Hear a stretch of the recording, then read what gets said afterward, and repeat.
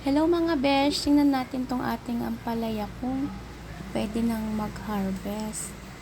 Kasi wala tayong ulam today.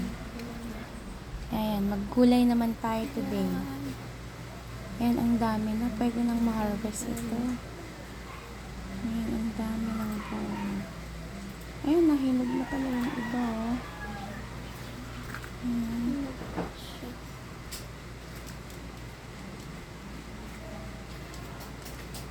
Yung iba, nabulok na kasi tumutusok na yung may mga insects na tumutusok sa bunga.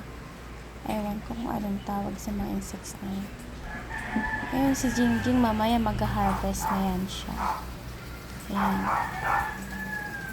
Ayan, ang dami talaga.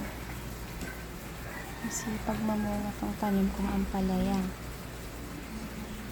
Ayan.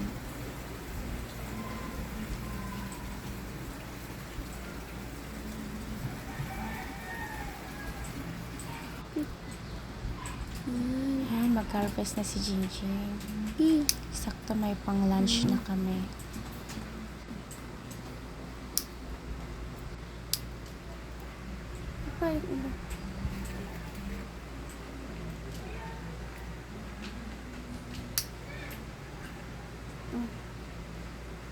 Kaya mga puno mo lahat.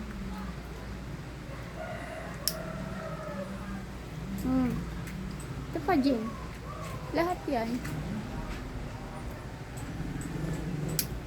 Yan pa.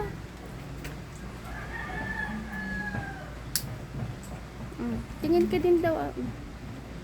Bakan mo Liliting na. Tingin ka dito.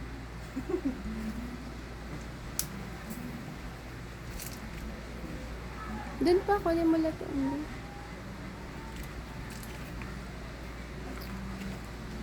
Ayan, madami dyan, Jin.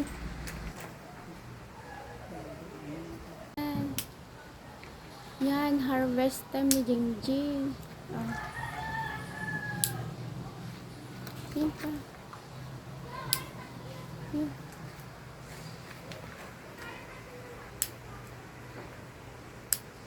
Ay, patingin dito. Yan, ang dami na. Start na tayo magluto mga besh.